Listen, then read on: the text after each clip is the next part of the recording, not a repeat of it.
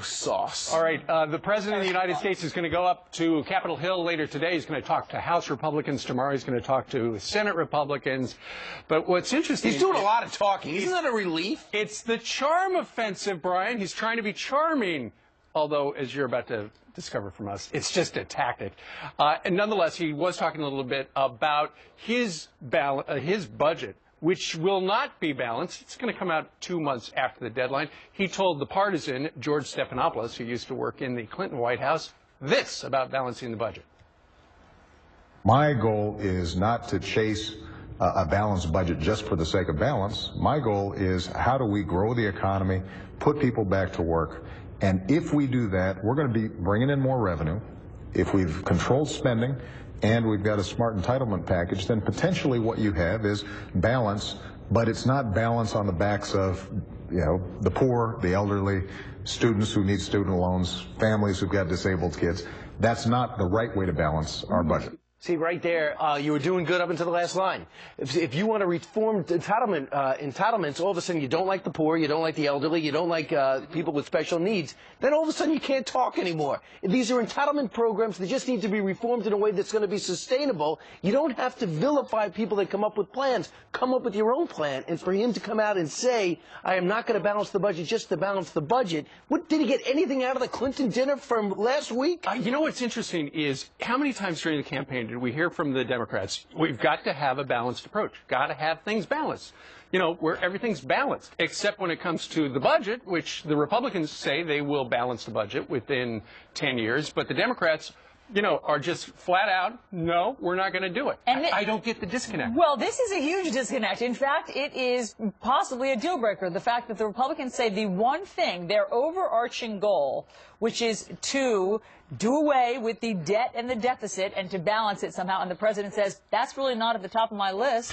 And he's more interested. He thinks that the Paul Ryan budget really hurts education and research. And he thinks that if the government doesn't invest in education and research, that then we will not be internationally competitive. The Republicans have a completely different view. And so, it's great that they're talking. I think that it's wonderful that they're talking, but they are at opposite ends philosophically about this. But here's what's going on right now, though. The House says, okay, there's your budget. You don't like it? You love it? Okay, now the Senate is actually going to do something interesting. They are going to have a budget. Someone excited about it? A Senate Republican, Senator Kelly Ayotte, on Greta Van Susteren's show last night, talking about the president, who also is going to submit a budget after the Senate does. Glad that the Senate Democrats are finally, after 4 years, going to do a budget in the Senate. But basically, he's rendering himself irrelevant because his budget apparently is going to come after the House puts forth its budget, after the Senate does its budget. And so where is he on this issue? You'd think he would have a fiscal blueprint for the country. I'm on the Budget Committee and we'll be doing it without his piece of it. And frankly, when he drops it, it'll be irrelevant. Well, she's going to hear from the president tomorrow when the president goes up to talk to the Republicans in the Senate. It's all part of his charm offensive. We've been speculating. You mean the House, right? Is he going to talk today? The House, tomorrow the Republican Senate. We've been speculating what was the motivation for this charm offensive.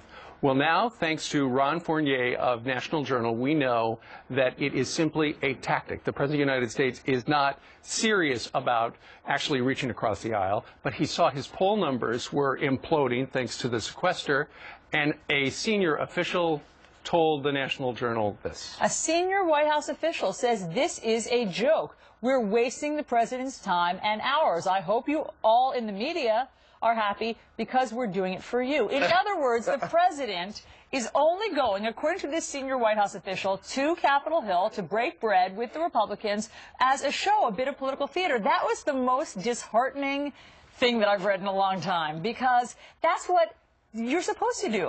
You're supposed to go and meet with your adversaries so that you can work out some sort of bargain. And in fact, the president has made it sound as though he's looking for some sort of grand bargain. So if this is true, and this senior White House official says, guess what? It's all for a show for the media. We think it's a huge waste of time. It's not going to bear any fruit. Not for the country, for the media. Right.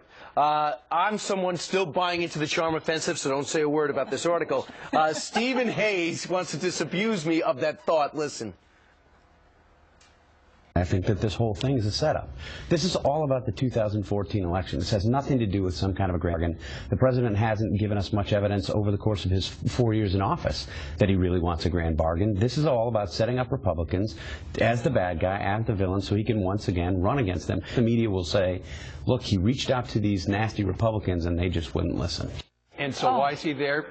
According to Ron Fournier's article in the National Journal, it's because the president, given the fact that the sequester didn't work out right, you know, his standoffishness with the Republicans, he's lost a lot of political capital. And so he's going up to Capitol Hill again today and tomorrow, did it yesterday, even though he, the president, has told a White House aide in the past, you know, going up there is beneath me and beneath the office of the White House. And nonetheless, he's doing it today because.